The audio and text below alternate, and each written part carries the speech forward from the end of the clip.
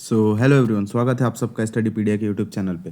तो एक बार फिर से एक काफ़ी लंबे ब्रेक के बाद हम वापस आ चुके हैं इस चैनल पे, वापस आप सबकी हेल्प करने और एक नई कम्युनिटी प्रिपरेशन की कम्युनिटी बिल्ड करने।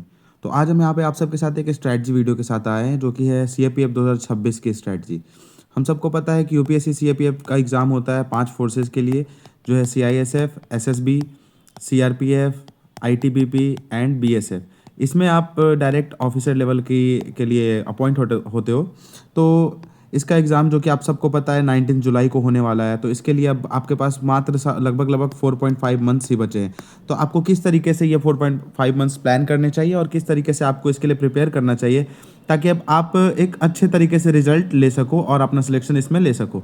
ठीक है, तो इसकी स्ट्रेटजी हम लेकर आ चुके हैं। अब आपका सबसे पहला सवाल रहेगा कि क्या 4.5 मंथ्स में हम इसको प्रिपेयर कर सकते हैं, क्रैक किया जा सकता है? तो सी इसका आंसर मैं बिल्कुल आपको यस या नो में नहीं दे सकता। ये पर्सन टू पर्सन वैरी करता है। अगर आप उस लेवल का एफर्ट इन 4.5 मंथ्स में ही डाल सकते हो, देन श्योरली आप क्लियर कर सकते हो। बट फॉर दैट आपको उसके लिए प्रिपेयर्ड होना पड़ेगा एंड उतना एफर्ट डालना पड़ेगा। ठीक है, तो मैं आपको बस एक ब्रॉड स्ट्रैटेजी बता दूंगा आज कि किस तरीके से आप इस 4.5 मंथ्स को यूटिलाइज कर सकते हो, जो कि नियरली 140 डेज आपके सामने अभी हैं, 19 जुलाई तक। ठीक है, आज 1 मार्च है, तो आज से आपका 19 जुलाई तक आई गेस 140 डेज के अराउंड है। तो आप इस 140 डेज को किस तरीके से प्रोडक्टिव वे में प्लान कर सकते हो, इस चीज़ को मैं यहाँ पे आपके सामने ब्रेक डाउन कर दूंगा। आप इसमें अपने हिसाब से कुछ भी अमेंडमेंट्स कर सकते हैं, कुछ भी ऐड करना हो आपको, कुछ भी इसमें से माइनस करना हो, अपने नीड के हिसाब से आप कर सकते हो। यहाँ पे मैं आपको बस एक ब्रॉड स्ट्रैटेजी प्रोवाइड करने वाला हूँ। तो इससे पहले कि मैं अपनी स्ट्रैटेजी आपको बताऊँ, आपको कुछ एक चीज़ें आपके दिमाग में पहले ही रख लेनी है कि सबसे पहले आपको बुक लिस्ट लिमिटेड फॉलो करना है। ऐसा नहीं कि आप प्रिपरेशन में एक बार स्टार्ट घुस गए, आपने प्रिपरेशन स्टार्ट कर दी, फिर आपके किसी ने फ्रेंड ने बोला कि आप ये चीज़ ऐड कर रहे हो तो आप उसको भी ऐड करो। नहीं, आपको बिल्कुल लिमिटेड बुक लिस्ट रखनी है, लिमिटेड सोर्सेज रखने हैं। तो आपको इसको प्रिपरेशन स्टार्ट करने से पहले ही फाइनलाइज कर लेना है, देन आपको आपका प्रिपरेशन स्टार्ट करना है। ठीक है, उसके बाद सेकेंडली आपको PYQs की हेल्प लेनी है। आपको PYQs देखने हैं कि किस तरीके के क्वेश्चंस आते हैं इस एग्जाम में, कौन से एरियाज को टच किया जाता है, किस सब्जेक्ट का वेटेज कितना है, एंड उस सब्जेक्ट में से कौन से की एरियाज है जहाँ से ज़्यादा UPSC का फोकस रहता है। तो इस तरीके से आप इसको स्मार्टली कवर करेंगे। आपको स्टैटिक और करंट अफेयर्स ये दोनों साथ में लेकर चलना है, क्योंकि इसमें एक सेक्शन होता है एग्जाम में पेपर 2 का भी, जो कि बहुत इंपॉर्टेंट होता है आपके लिए। तो उसको साथ में लेकर चलना, और पेपर 1 और पेपर 2 इन दोनों की प्रिपरेशन आपको साथ में करनी है। ठीक है, आपका टारगेट इतना होना चाहिए कि आज अगर आप प्रिपरेशन स्टार्ट कर रहे हो तो एग्जाम के एक दिन पहले तक आपके सारे सब्जेक्ट्स 3 से 4 बार रिवाइज हो गए होने चाहिए। ठीक है, तो ये कुछ एक चीज़ें आप दिमाग में रखोगे एंड ये सोच के आप अपनी प्रिपरेशन स्टार्ट करोगे। तो अब हम देखते हैं कैसे स्टार्ट करना। तो मैंने बेसिकली किया क्या है कि यहाँ पे आपके प्रिपरेशन को मेनली 3 या फिर आप 4 कह सकते हो, इन 3 से 4 फेजेस में डिवाइड कर दिया। जो कि सबसे पहला आपका 2 मंथ का एक स्ट्रेटजी होगा, फेज 1, जिसमें आपके पास 60 डेज नियरली होंगे। जिस 60 डेज में आप क्या करोगे, फर्स्ट ऑफ ऑल सबसे पहले आप अपने कोर सब्जेक्ट्स को एंड कंसोलिडेट जो आपके नोट्स हैं उन सबको करने में आप यहाँ पे 60 डेज लाइक यूज़ करोगे। ठीक है, अगर सबसे पहले हम देखें तो आपको करना ये चीज़ है कि आपको सेकेंड फेज में फिर आपके पास 30 दिन बचेंगे, जो कि मई है। तो मई में आप उसको वापस से रिवाइज करोगे, जो आपने 60 दिन में किया इसको वापस से आप 30 डेज में इसको कंप्लीट करोगे। एंड थर्ड फेज को मैंने 2 पार्ट्स में डिवाइड किया है, 25 डेज एंड 20 डेज। तो सबसे पहले 25 डेज में आप क्या करोगे कि आपको फाइनल मॉक्स वॉक्स यहाँ पे देने हैं। मॉक्स पेपर 1 के हो, पेपर 2 के हो, किसी तरीके से आप कहीं से भी मॉक्स देंगे। PYQ साथ में सॉल्व करेंगे और अदर UPSC एग्जाम्स के भी, जैसे CDS, CAPF, ये सब चीज़ अभी आगे देखेंगे हम। एंड देन आपके पास 20 डेज बचते, तो हम देखेंगे आप उसको कैसे यूटिलाइज करेंगे। तो सबसे पहले अगर देखें तो आपको अपने कोर सब्जेक्ट्स के साथ स्टार्ट करना है, जो आपका फर्स्ट 60 डे का एक प्लान होना चाहिए। तो हम सबसे पहले देखते हैं कि कौन कौन से सब्जेक्ट आपको कंप्लीट करने हैं यहाँ पे। तो सबसे पहले आपका सबसे इंपॉर्टेंट जो वेटेज आता है आपका साइंस का, then geography, history, polity, economics. ये 5 कोर सब्जेक्ट्स हैं जिनको आपको स्टैटिक में प्रिपेयर करना है। इसके साथ साथ ये तो आप कर ही रहोगे 60 दिन में, इसके साथ आपको पैरेलली किन किन चीज़ों को लेकर चलना है। तो पेपर 2 को ध्यान रखना है। स्टार्टिंग में कुछ दिन आप नोट्स के ऊपर ध्यान दोगे, पेपर 2 के नोट्स बनाने के लिए, कुछ डेटा रिपोर्ट्स इन सब पे। देन आपको करंट अफेयर्स साथ में लेकर चलना, और मैथ्स एंड रीजनिंग। मैं इन सब के सोर्सेज भी आपको बता दूंगा यहाँ पे अभी इस वीडियो में। आप बस बने रहे हमारे साथ, ताकि आपको ये चीज़ आइडिया मिल जाए कि आपको कैसे क्या क्या कवर करना है। ठीक है, सेकंड आपका अगर है जनरल साइंस एंड ज्योग्राफी, तो जनरल साइंस एंड ज्योग्राफी आपको पहले 25 दिन में, इन 60 दिन को आप डिवाइड कर सकते हैं कि पहले 25 दिन में आप क्या करोगे कि जो इंपॉर्टेंट ये 2 सब्जेक्ट्स है जनरल साइंस एंड ज्योग्राफी, इसको आप कवर करोगे इन 25 दिन में। ठीक है, उसके बाद सेकंड 25 डेज जो होंगे वहाँ पे आप क्या करोगे, पॉलिटी प्लस हिस्ट्री को लेकर चलोगे, एंड जो लास्ट 10 डेज होंगे उसमें आप इकोनॉमिक्स करोगे। इस तरीके से क्या होगा कि आपका यहाँ जो ये मेन सब्जेक्ट है, यहाँ पे आपका ये geography, general science, polity, history and आपका इकोनॉमिक्स, ये एक बार आपका पूरा कंप्लीट हो जाएगा। ठीक है, तो ये थोड़ा सा हेक्टिक आपके लिए होगा, नो डाउट, बट आप प्रिपरेशन में भी लेट से आए हो तो थोड़ा आपको एक्स्ट्रा एफर्ट मारना पड़ेगा उनके कंपैरिजन में जो साल भर से इन प्रिपरेशन में लगे हुए हैं। तो आपको यहाँ पे 8 से 10 में भी 11-12 घंटे भी देने पड़ जाएंगे। तो अगर आप ये दे सकते हो then you are most welcome to this strategy. ठीक है, बुक लिस्ट के बारे में हम इसके आगे देखेंगे। अभी यहाँ पे देखेंगे अपना आगे का फेज जो है आपका क्या रहेगा, उस पर हम ध्यान देंगे। तो आपको ये फेज 1 में क्या क्या चीज़ें किस तरीके से अप्रोच करनी है इसके बारे में हमें ध्यान देना है सबसे पहले। तो सबसे पहले आपको पीवाई क्यूज को गो थ्रू करना है। जो मैंने बताया कि आपको समझना है कि पीवाई क्यूज में जब आप देखोगे तो आपको समझ में आएगा कि क्वेश्चंस के लेवल कैसे होते हैं, तो उस लेवल के हिसाब से आपको पढ़ाई करनी है। एंड पैटर्न समझना है कि यूपीएससी अगर किसी सब्जेक्ट से क्वेश्चन पूछ रही है तो कौन से वो की एरियाज है जिस पे आपको फोकस करना है, उन्हीं की एरियाज पे ज़्यादा फोकस करना है। एंड उसके साथ साथ एडजेसेंट एरियाज को भी आपको प्रिपेयर करके चलना है, कौन से एरियाज है जिसको आपको लीव कर देना है और किन एरियाज पे फोकस आपको बढ़ाना है। ये दो चीज़ों पे आपका मेन फोकस होना चाहिए। ठीक है, तो आप पीवाई क्यूज पे ध्यान दोगे सबसे पहले। उसके बाद आप क्या करोगे, बुक रीड करोगे। बुक रीडिंग जो आपके मेन रिसोर्सेज मैं बताऊंगा आप उसको रीड करोगे, उसके नोट्स बनाओगे आप लोग, शॉर्ट नोट्स, बिल्कुल शॉर्ट, जो कि आप एग्जाम के लास्ट 1 वीक में आप पूरे सब्जेक्ट को, अगर आप पॉलिटी आपको कंप्लीट करने में 20 दिन लगे हैं तो एग्जाम से पहले 2 से 3 दिन में आप उस नोट से क्या कर सकते हो, रिवाइज कर सकते हो। या फिर आप, जो कि मैं करता था, मैं अंडरलाइन कर लेता हूँ बुक्स में ही, और कुछ एक्स्ट्रा जो मार्जिन होते हैं बुक में मैं उसमें ही एक्स्ट्रा चीज़ें नोट कर लेता हूँ, ताकि मैं एक ही जगह मेरे सारे नोट्स एंड बुक्स सब चीज़ प्रिपेयर्ड रहे।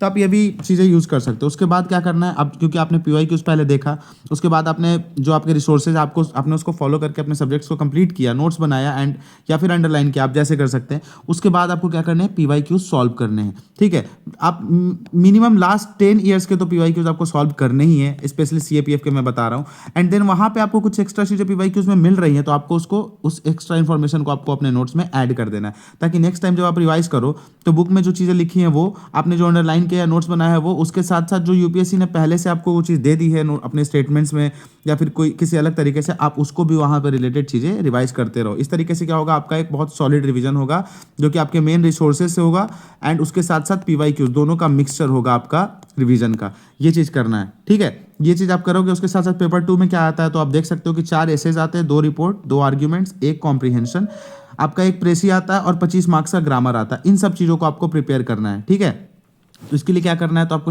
अगेन क्या करना है, पेपर 2 के पीवाई क्यूज को रेफर करना। आप लास्ट 5 ईयर्स के देख सकते हो पहले, इससे आपको पता चल जाएगा कि किस एरियाज से यूपीएससी ऐसे पूछती है, क्या रिपोर्ट्स होते हैं, क्या आर्ग्यूमेंट्स होते हैं, इन सब से आपको समझ में आ जाएगा कि किस तरीके के क्वेश्चंस आ रहे हैं। बेसिकली आपको एरियाज समझ में आ जाएंगे तो आप उसके हिसाब से नोट्स बना पाओगे जो आप अपने एस्से में यूज़ करोगे। जैसे कुछ डेटा हो गए, कोई रिपोर्ट हो गया, कोई एग्जाम्पल्स हो गए, तो ये सब चीज़ आप अपने आंसर में लिख के कंटेंट को इनरिच कर सकते हो। तो इस चीज़ पे आप सबसे पहले ध्यान दोगे।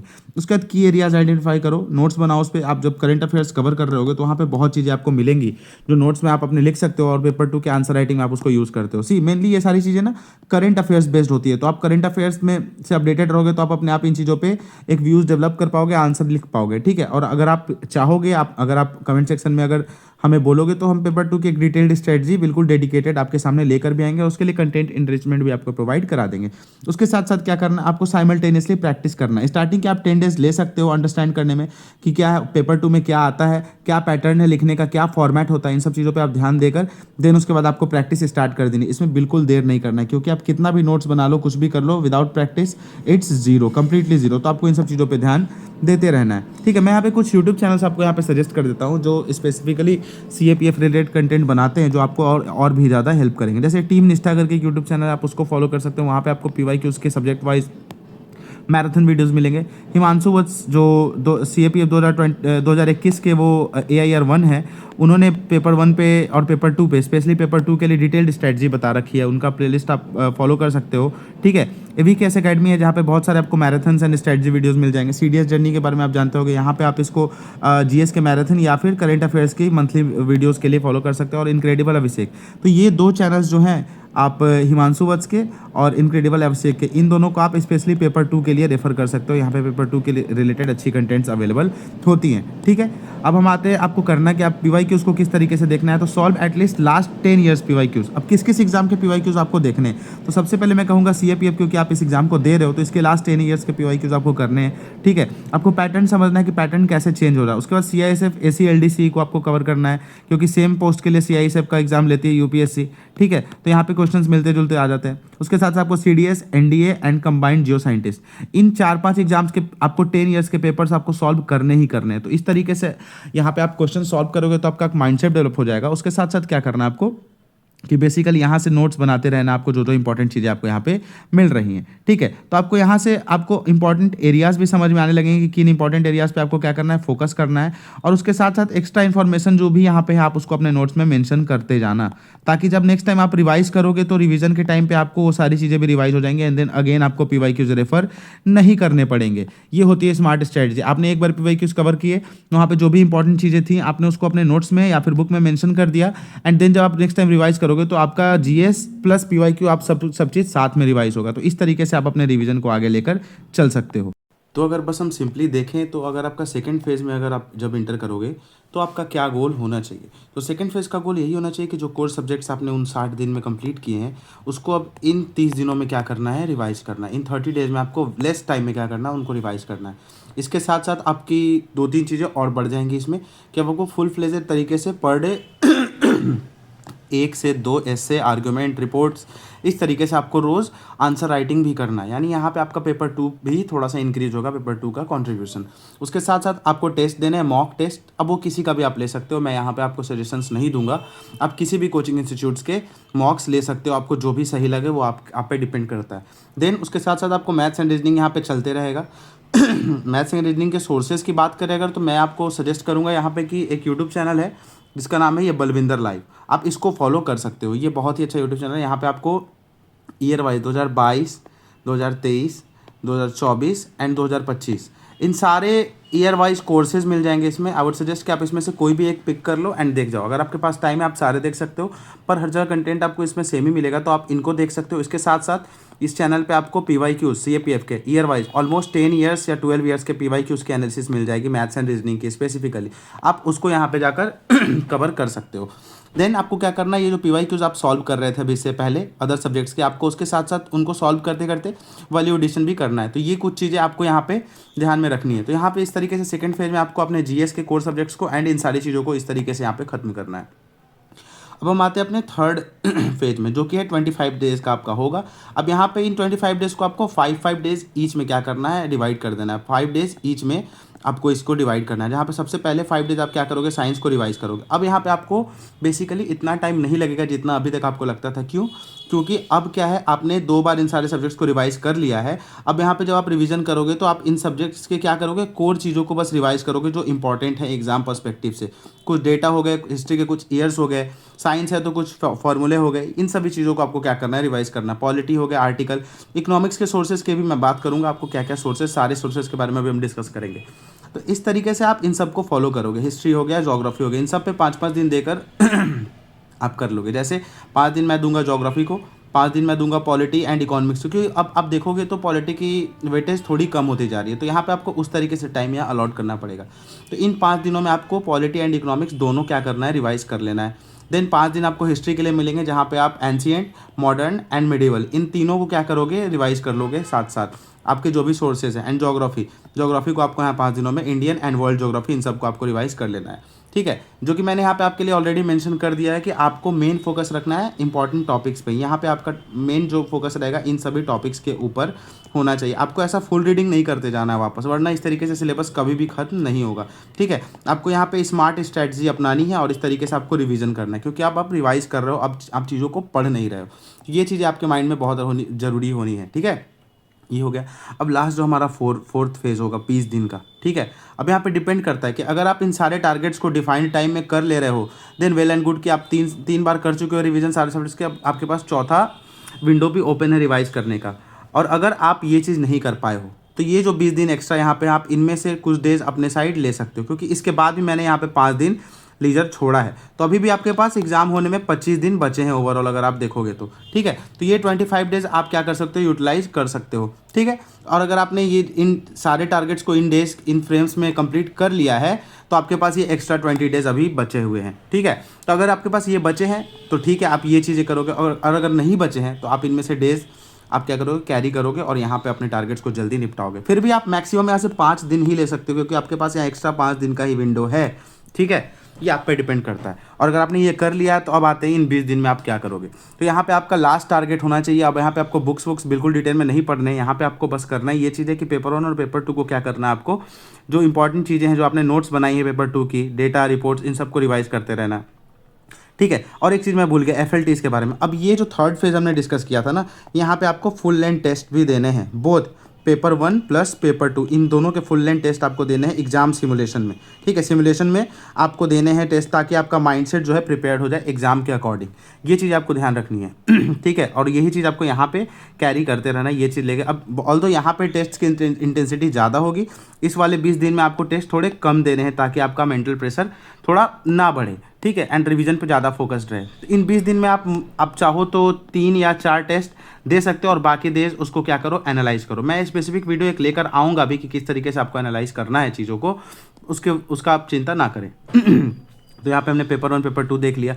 मैथ्स एंड रीजनिंग के जो फॉर्मूले हैं, कुछ इंपॉर्टेंट टॉपिक्स हैं, PYQs हैं, आप इन चीज़ों को क्या करो, रिवीजन में टाइम दो। यहाँ पे ग्रामर के रूल्स और जो चीज़ें हैं उनको रिवाइज करो, और इसके साथ साथ आप यहाँ पे कुछ मैराथन वीडियोस रेफर कर सकते हो सब्जेक्ट वाइज, ताकि क्या हो, जो चीज़ें आपके बुक्स या नोट्स से छूट गई हैं वो चीज़ें एक्स्ट्रा आपके यहाँ पे मैराथन में कवर हो जाएंगी, और साथ साथ आपका कम टाइम में रिवीजन भी हो जाएगा। बहुत सारे यूट्यूब चैनल्स जो मैंने बताए हैं अभी आपको पहले पीछे, वो चैनल्स आपको मैराथन वीडियोस भी प्रोवाइड कराते हैं। लास्ट ईयर के भी मैराथन वीडियोस आपके पास अवेलेबल हैं उस चैनल पे, और इस साल भी वो चैनल्स वहाँ पे अपडेट करेंगे, तो आप उनको वो चीज़ देखना है, ताकि आप क्या कर सको, अपनी चीज़ों को क्विकली रिवाइज कर सको। तो ये था आपका 20 दिन का ओवरऑल लास्ट फोर्थ फेज। इसके बाद भी आपके पास 5 दिन बच रहे हैं। ये मैंने बफर रखा है, क्योंकि आप हर दिन सेम नहीं फील करोगे, और आपके बैकलॉग्स जो है वो आप कुछ भी कर लो, कुछ बैकलॉग्स क्रिएट होंगे। तो ये जो 5 दिन 20 दिन मैंने एक्स्ट्रा बफर रखा है, ये आप अपने हिसाब से एडजस्ट करोगे इसको। ठीक है, तो इसमें क्या करना है आपको, जो डिफिकल्ट पार्ट है इन 5 दिन में, इस 5 दिन में से आप 4 दिन रखो, एक दिन आप रिलैक्स कर सकते हो एग्जाम के एक दिन पहले। इन 4 दिन में आपके जो डिफिकल्ट पोर्शंस है प्रिपरेशन के, आप उसको रिवाइज करो। पेपर 2 और CA रिवाइज करो, ग्रामर देख लो, कोई टफ सेक्शन है जो रिवीजन के लिए बचा है तो मैराथन या नोट्स के थ्रू आप देख सकते हो उसको। अब यहाँ पे आपको कोई भी मॉक्स नहीं देना है। यहाँ पे आपको एक बात बिल्कुल याद रखनी है कि अब इस सेक्शन में आपको बिल्कुल भी मॉक नहीं देना, और यहाँ पे आपको अपने माइंडसेट पे प्रिपरेशन करनी है। जैसे अब आपको दिमाग बिल्कुल काम रखना है यहाँ पे, और प्रिपेयर्ड रहना है। आपको ये दिमाग में रखना है कि अगर आपने इस चीज़ को फॉलो किया है तो यू आर कम्प्लीटली प्रिपेयर्ड। ठीक है, आप इस चीज़ के लिए प्रिपेयर्ड हो, नो नीड टू वरी। ठीक है, तो आपको ये चीज़ें ध्यान रखनी है। आपको खुद पे रखना है ट्रस्ट, अपनी प्रिपरेशन पे रखना है ट्रस्ट, आपको अपनी मेहनत पे ट्रस्ट करना है, और उसके बाद सीधा द डी डे 19 जुलाई को जाकर एग्ज़ाम में परफॉर्म करना है अच्छे तरीके से। तो ये था एक बेसिक स्ट्रैटेजी। अब हम थोड़ा सा बात कर लेंगे यहाँ पे, जो चीज़ हमारा ये आपका रहता है बुक लिस्ट, कि आपको बुक लिस्ट क्या फॉलो करनी है। ये जो बुक लिस्ट हैं, ये स्ट्रिक्टली वो हैं जो मैंने अपने प्रिपरेशन में फॉलो की हैं। मैंने अभी तक CAPF 2 बार क्लियर किया है, एक बार मैं इंटरव्यू दे चुका हूँ, और लकली इस बार भी मैं इंटरव्यू देने जा रहा हूँ। तो आई गेस ये चीज़ें मेरे लिए फ्रूटफुल थी, तो आई गेस आप इस चीज़ को यूज़ कर सकते हो। आपको जो लगता है इसमें आप एडिशन सब्सट्रैक्शन के लिए रूम्स ओपन है। ठीक है, मैं आपको एक ब्रॉडर एक बस फ्रेमवर्क दे देता हूँ। तो स्टार्टिंग विथ साइंस, क्योंकि साइंस का आपको पता है वेटेज ज़्यादा है, तो अगर साइंस के बारे में देखें तो साइंस मोस्ट इंपॉर्टेंट है। क्लास 9th एंड 10th की NCERT आपको थॉरोली करनी है, बिल्कुल लाइन बाय लाइन। ठीक है, हर कुछ, प्लस PYQs आपको देखना है कि किस तरीके के PYQs इस सेक्शन से आ रहे हैं। आपका काम आसान करने के लिए मैं बता दूं कि हमारे चैनल स्टडीपीडिया पर अभी हमने ऑलरेडी केमिस्ट्री प्लस बायो इन दोनों को completely class 9th 10th NCERT line by line from the perspective of CAPF CDS NDA इन सब एग्जाम के पर्सपेक्टिव से हमने इसको बिल्कुल थॉरोली कवर किया हुआ है। हम जल्द ही फिजिक्स को भी कंप्लीट कर देंगे। फिजिक्स के 2-3 लेक्चर्स हमने डाले हैं। अब क्योंकि कुछ दिन ब्रेक था हमारा, अब हम वापस आ गए, तो हम इसको जल्दी ही कंप्लीट कर देंगे। तो साइंस के लिए आपको कहीं और जाने की ज़रूरत नहीं है। आप स्टडीपीडिया यूट्यूब चैनल से सारे प्लेलिस्ट सेक्शन में जाकर आप चेक कर सकते हो। बायोलॉजी और केमिस्ट्री वहाँ पे डन है, एंड फिजिक्स भी जल्दी हो जाएगा। तो आप यहाँ से हमारे यहाँ से साइंस बिल्कुल प्रिपेयर कर सकते हो। उसके साथ साथ क्योंकि अब डोमेन थोड़ा बढ़ता जा रहा है, तो अब आपको क्या करना है यहाँ पे कि आपको लूसेंट की सिलेक्टिव रीडिंग करनी है। मैं जल्दी कुछ टॉपिक्स आपके सामने लेकर आऊँगा लूसेंट से आपको क्या क्या पढ़ना है, और PYQs। तो ये चीज़ हो गया आपके। अब आते हैं हम ज्योग्राफी पे। तो ज्योग्राफी के लिए ओनली सोर्स है जो आपका class 11th and 12th NCERT। 11th की 2 बुक्स हैं, प्लस 12th की 2 बुक्स हैं। इसके बिना आप, इसके साथ आप कॉम्प्रोमाइज़ नहीं कर सकते, नो अदर ऑप्शन। इनको आपको थॉरोली करना है। आप हेल्प ले सकते हो, सुदर्शन गुर्जर सर का यूट्यूब चैनल है जहाँ पे उन्होंने बहुत थॉरोली ज्योग्राफी को कंप्लीट किया। आप उनकी हेल्प से कंप्लीट कर सकते हो उसको। हम भी अपने चैनल पे ज्योग्राफी की प्लेलिस्ट जल्दी ही लेकर आएंगे, कंप्लीट करेंगे उसको। उसके साथ साथ आपको कुछ इंपॉर्टेंट प्लेसेज न्यूज़ कवर करते रहना है एंड PYQs देखना है। और सुदर्शन गुर्जर सर के यूट्यूब चैनल पे ही आपको मैपिंग मिल जाएगा। इंडियन ज्योग्राफी अभी चल रही है एंड वर्ल्ड ज्योग्राफी उन्होंने कंप्लीट कर दिया, आप ये देख लें। इसके साथ साथ स्टडी फंडा यूट्यूब चैनल है जहाँ पे मैपिंग उन्होंने बहुत अच्छे तरीके से कवर किया है, तो आप स्टडी फंडा के मैपिंग वीडियोज़ को भी रेफर कर सकते हो। इस तरीके से आपका ज्योग्राफी बिल्कुल हॉलिस्टिक वे में कवर हो जाएगा। नेक्स्ट आता है हिस्ट्री। हिस्ट्री बहुत वास्ट हो गया दोस्तों, और मैं नहीं कह सकता कि आपको किस सोर्स को फॉलो करना चाहिए किसको नहीं, ठीक है, क्योंकि अब सर्टेनिटी नहीं रही है हिस्ट्री में, बहुत ही ज़्यादा वास्ट हो गया। बट स्टिल जो स्टैंडर्ड सोर्स है मैं वो सजेस्ट करूँगा कि आपको पढ़ लेना चाहिए, जिसमें थीम्स की 3 बुक्स हैं। क्लास 12th की न्यू NCERT है थीम्स की, थीम 1, थीम 2 एंड थीम 3। मैं सजेस्ट करूँगा इन तीनों को बिल्कुल आप लाइन बाय लाइन पढ़ें। इसके साथ साथ आप इस स्पेक्ट्रम की सिलेक्टिव रीडिंग कर सकते हैं, कुछ हद तक लूसेंट को रेफर कर सकते हैं, नोट्स फॉर्म में चीज़ें वहाँ पे हैं तो रिवीजन में आपकी हेल्प करेंगी। एंड उसके अलावा बस PYQ, इसके अलावा आप हिस्ट्री पे ज़्यादा ध्यान ना दें, इन सभी चीज़ों को आप थॉरोली करें। क्वेश्चंस बनने होंगे इनसे बनेंगे, वरना आप फंस के रह जाओगे हिस्ट्री में, ठीक है। तो इन चीज़ों पे ध्यान देना। पॉलिटी के लिए तो एक ही सोर्स है गाइस, लक्ष्मीकांत, आपको उसको अच्छे से करना है। पॉलिटी का वेटेज भी आप देखोगे तो कम होता जा रहा है, तो इस तरीके से आपको इस पर फोकस देना है। एंड मैराथन एंड PYQs, आप इन चीज़ों के रिसोर्स का यूज़ करके आप कंप्लीट कर सकते हो। मैराथन की बात करें तो मैं एक बताता हूँ कि शशांक त्यागी सर हैं एक शशांक त्यागी सर की एक यूट्यूब पे मैराथन है, यूट्यूब पे पॉलिटी की 40 आवर्स की, आप उसको रेफ़र कर सकते हो, ठीक है। आप थोड़े थोड़े करके देखो और उसके साथ लक्ष्मीकांत पढ़ते जाओ। इस तरीके से आपका लक्ष्मीकांत या फिर पॉलिटी बहुत होलिस्टिक तरीके से प्रिपेयर हो जाएगा। मैं कुछ वीडियोस को डिस्क्रिप्शन में लिंक कर दूंगा जो आपके लिए हेल्पफुल है, तो आप उसको रेफ़र कर सकते हो। तो इस तरीके से आप पॉलिटी अपनी कंप्लीट कर लोगे। इकोनॉमिक्स पे आते हैं तो इकोनॉमिक्स ज़्यादा गेम है करंट का, ठीक है, करंट की चीज़ें ज़्यादा आती है। बट आपको स्टैटिक प्रिपेयर करना है तो आप 11th-12th की NCERT पढ़ सकते हो। PYQs को बिल्कुल थॉरोली गो थ्रू कर लेना है। और बजट और economic survey, most of the question CAPF में इस सेक्शन से ही आते हैं, तो आपको इन सेक्शंस को बिल्कुल भी नहीं छोड़ना है। एडिशनल आप कुछ चाहें तो कर सकते हैं। बहुत सारे यूट्यूब चैनल से लाइक डॉक्टर UPSC करके, उन्होंने लगभग शायद 30 घंटे का डाला है इकोनॉमिक्स का मैराथन। मैंने अभी तक देखा नहीं तो मैं कह नहीं सकता कि अभी वो कितना फ्रूटफुल है, बट आप अपने साइड से कुछ मैराथन रेफर कर सकते हो। जैसे टीम निष्ठा के ऊपर भी आपको इकोनॉमिक्स की मैराथन मिल जाएगी। तो ऐसे बहुत सारे चैनल्स हैं जहाँ पे इकोनॉमिक्स की मैराथन आपको अवेलेबल हो जाएंगी, तो NCERTs के साथ साथ आप उनको रेफर कर सकते हैं। But PYQs is the main game. Current affairs के लिए 2 चीज़ें मैं सजेस्ट करूंगा। मंथली मैराथन आप किसी चैनल पे देख सकते हो, और उसके साथ न्यूज़पेपर आपको रेफर करना है। न्यूज़पेपर बहुत लोग पूछते हैं कि क्या हम इसको पढ़ें या ना पढ़ें। तो देखो दोस्तों, न्यूज़पेपर सिर्फ इसलिए नहीं होता कि आपके करंट अफेयर्स में क्वेश्चंस लड़ेंगे या फिर आएंगे। आपका पेपर 2 तो है ना, तो आपको पेपर 2 के लिए कंटेंट कहाँ से मिलेगा? न्यूज़पेपर से। रीडिंग प्रैक्टिस आपकी होगी। एग्जाम में क्वेश्चंस, सारा गेम रीडिंग का होता है guys, word play, game play.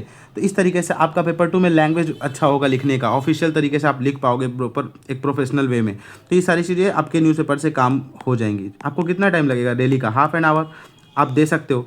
तो ये चीज़ आप क्यों ना करो, जब आपको कुछ भी इवन 1% भी आपको बेनिफिट मिल रहा है, तो मैं सजेस्ट करूँगा ये कर सकते हो आप। मंथली मैराथन, मैं इसके लिए 2 चैनल आपको सजेस्ट करूँगा। एक तो है CDS जर्नी का, या अचीव CAPF का एक ब्रह्मास्त्र वाला सेक्शन आता है, आप इसको रेफ़र कर सकते हो अपने लिए। ये दोनों मुझे बहुत अच्छे लगते हैं एंड मैं पर्सनली भी इन्हीं दोनों को फॉलो करता था, तो आप भी इन दोनों को फॉलो कर सकते हो, ठीक है। एंड मैथ्स एंड रीजनिंग का तो मैंने बता दिया कि PYQs आपको कवर करना है। आप जिनको होलिस्टिक जाना है, जिनको देखना है और भी डिटेल में, तो आप RS अग्रवाल की एक बुक आती है जनरल एप्टीट्यूड की, आप उसको कवर कर सकते हो। अदरवाइज़ आप बलविंदर लाइव एंड PYQs से आपका काम चल जाएगा, जो कि मैंने हमेशा फॉलो किया एंड इसने मेरे लिए रिजल्ट दिया। मैंने RS अग्रवाल नहीं बनाई, ऑल्दो मेरे पास बुक्स थी, बट मैंने रेफर नहीं किया क्योंकि वो बहुत ज़्यादा मेरे लिए लेंदी प्रोसेस हो रहा था। तो मैंने बलविंदर लाइव कवर किया एंड PYQ, तो ये सारी चीज़ें मैंने कवर की है। तो आई थिंक ये रिसोर्सेज इनफ है आपके लिए। यहाँ से सारे सब्जेक्ट आपके हॉलिस्टिकली कवर हो जाएंगे, जैसे साइंस हो गया, geography, history, polity, economics, current affairs and maths and reasoning, ठीक है। तो ये चीज़ आप कवर कर सकते हो इस तरीके से, जो कि आपके लिए बहुत ज़्यादा हेल्पफुल होंगी, ठीक है।